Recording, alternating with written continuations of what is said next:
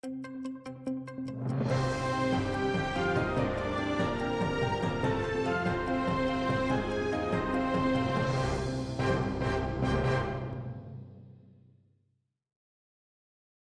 бір yıllık hapis cezası. Böyle hukumna Rusiyanın Cenevbe Harbi Mahkemesi Kırım Tatar siyasi mabusu Ernest Ametovga nisbeten çıkardı.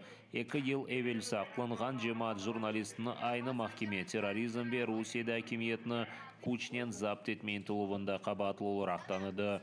Ernest Ametovni ilk 5 yıl türmede tutmak gerekler, sonra koloniyada, hatta azat etilgen sonuna yaşagan yerini deňiştirmege, miting ve kütlevi tedbirlerde iştirak etmege ve Kırımны terk etmege yasakladılar. Episo terrorizmde qabatlangany üçün. Deliller arasında ise gizli şahatının tanıklığı ve Bakşıray Camisinde gizli şekilde yazılgan ses yazısı. Anda Ametov cemaat arasında siyasi, dini ve yaşayışnen bağlı mevzularını muzakere etti. 2020 senesi ona deliller olmaganından sebep mahkeme salonundan azat ettiler. Sözde terrorizm davaları boyunca böyle ilk karar çıkarılgan edi. Ama bu sene Mart ayında bu davanı gayrıdan bakı başladılar. Держава-терорист продовжує порушувати права людини в окупованому Криму, незаконно переслідуючи та утримуючи громадян України. Представництво засуджує та не визнає злочинний вирок проти представника кримсько-татарського народу Ернеса Аметова. Він, як і інші незаконно ув'язнені Росією, має бути звільнений. Свобода та безпека наших людей можлива лише після деокупації Кримського півострова. Ukraina infrastrukturasına yok etmek için da birintilov ve sakinlerge karşı soykırım. Sabah saat 7'den başlap Rus işgalcileri Ukraina tarafına 69 raketa uçurdu. 54 raketani Ukraina'nın hava müdafaa kuvvetleri urup düşürdü. İşgalciler Ha-101, Ha-505 kalibr raketalarını havadan ve denizden attı. Cebe sızgında olgan şehir ve koylar S-300 raketalarının de hücum etildi. İşgalciler esasen energetika infrastrukturasına urmağa tırıştı. Lviv, Ivano-Frankovsk vilayetlerinde obyektler zarar gördü. Kiev vilayetinde 180 bin aboneci elektrikasız kaldı. Kiev civarında olgan rayonlarda mesken evler urup düşürülgen raketa kalıntılarından zarar gördü. Fastiv rayonunda kalıntılar Tibet merkezinden damına düştü. Bucha ve Vyshgrad rayonlarında 10 şahsi ev zarar gördü. Kaza yerlerine kurtarıcılar geldi. Sakinler arasında kimse zarar görmegen.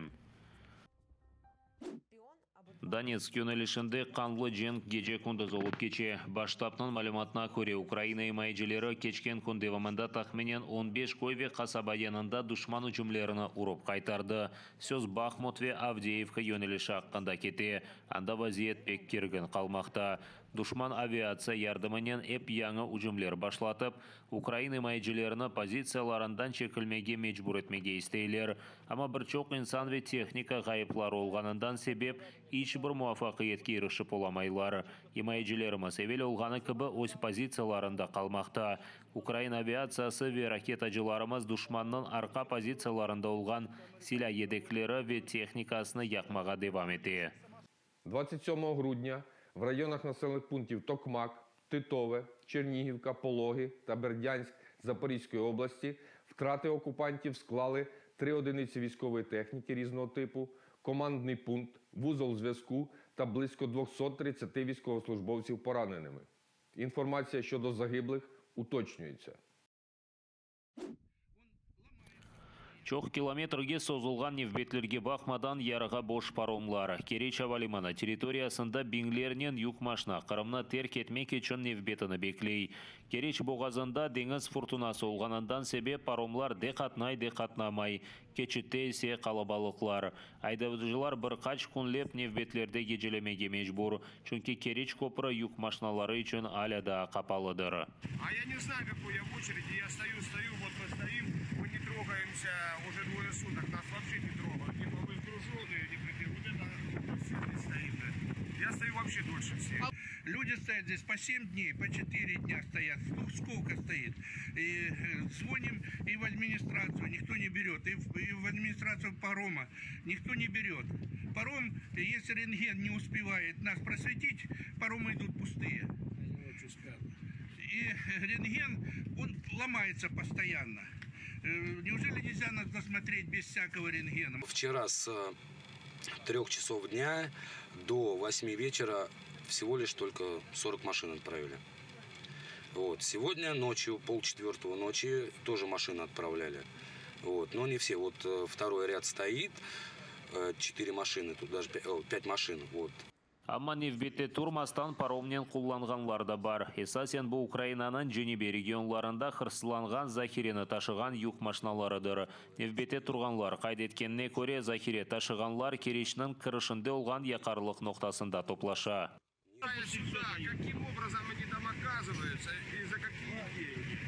Потому что у нас, ребята, есть вот зерновозы, которые с нами не стояли, они стоят в порту. Как они там оказались? Они тут вообще не стоят. Они на порт приходят, вот человек вчера ездил на такси, он подошел к зерновозам, говорит, а где твои талончики? Они ему просто на 3 буквы сказали, что это, иди отсюда, что тебе надо? Как они, эти машины там оказываются? И они Невбетте турмастан кечмек үчүн 20 рубль төлемек керектир. Яда невбетте турмамак үчүн Украинанын ишгал этилген Херсон, Запорижье ве Донецк вилаяттеринден кечкен кара жолунен кулланмак керектир. Ама Днепр өзенинин сол тарафы азат этилип, Жебе Кырымга якынлашканынан кара жолунен кулланмага истеген айдоочуларынын сайысы күн-күндөн эксиле. Я работаю на себя, у меня свое ИП, и мне, допустим, ехать круг, давать там больше 500 километров. Солярка сейчас не дешевая, а столько фракт не стоит. Поэтому приходится на паром ехать. На пароме говорят, что очередь большая. До 7 суток груженные стоят. В прошлый раз заезжал, пустые все стояли, груженные ехали. В этот раз наоборот. Таможня, так как называемая таможня. Но здесь со стороны Джанкоя заводят машины. Колонну записывают, заводят, завели через таможню, организованно все, дальше бросают. Дальше эта колонна идет сама. На каждом блокпосту нас останавливают, могут остановить на любом блокпосту.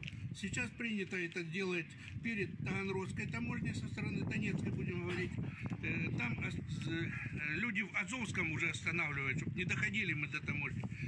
По 40 километров очередь грузовиков. 40-30 километров очередь грузовиков. Ишгалжилер хабар эткенне көре юк машиналарына Кырым көпірі эле келечек сене март айындан башлап кечирежеклер. Күчлі патлaf олганындан ярым ел кечкен сон. Октябрь айында олган патлaf нетижесінде көпірінің 2 кысмы ешіліп деңізге түшті. Декабрьнан башында ишгалжилер бу кысымларына яңылатты, ама шындылык тек еңгіл машиналар үчүн жол ачыктыр.